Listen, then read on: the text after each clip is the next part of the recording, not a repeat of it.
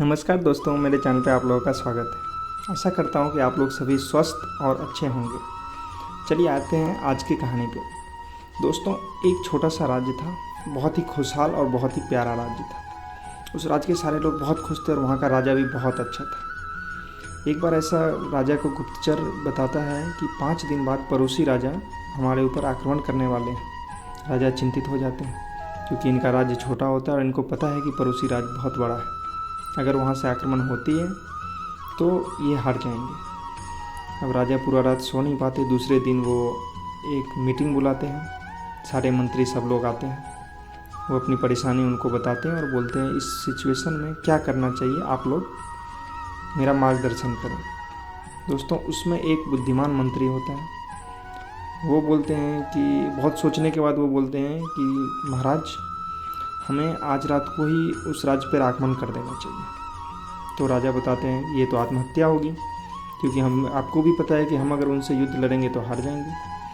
तब मंत्री बोलते हैं महाराज, लड़ना तो हमें 5 दिन बाद भी है और उस युद्ध में हम ज़रूर हार जाएंगे। अभी तो हमारे पास ये भी मौका है कि अगर हम आज ही रात को उन पर अटैक कर दें, उनके सैनिक तैयार नहीं होंगे और हमारे जीतने की थोड़ी सी चांसेस ज़रूर होगी।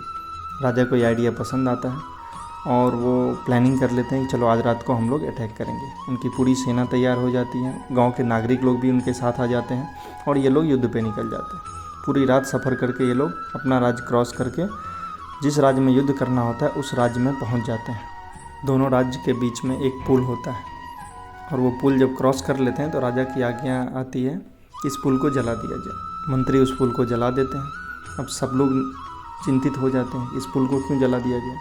तब राजा कहते हैं कि हमारे पास सिर्फ एक ऑप्शन है, या तो हम युद्ध जीत जाएं और ज़िंदा रहें, नहीं तो इस युद्ध में शहीद हो जाएं। पूरी रात युद्ध चलती है और युद्ध ये लोग जीत जाते हैं क्योंकि सामने वाला राज्य का सैनिक तैयार नहीं होता है। इस कहानी का सार क्या है? इस कहानी का सार ये है दोस्तों कि कोई भी कितना भी कठिन गोल क्यों ना हो, हमारे पास रिसोर्सेज कितनी भी कम क्यों ना हो, लेकिन अगर गोल क्लियर है तो हम कम रिसोर्सेज के साथ भी उसको अचीव कर सकते हैं। इसमें कोई बड़ी बात नहीं है। हाँ, लेकिन गोल पाने के लिए मेहनत इस टाइप से होनी चाहिए कि ज़िंदगी और मरण की सवाल है, जैसे इस युद्ध में हुआ था। लोगों को पता था कि हमारे पास दूसरा कोई ऑप्शन ही नहीं है। अगर इस तरीके से आप काम करोगे तो 100% आपकी गोल अचीव होगी और आप जीतोगे।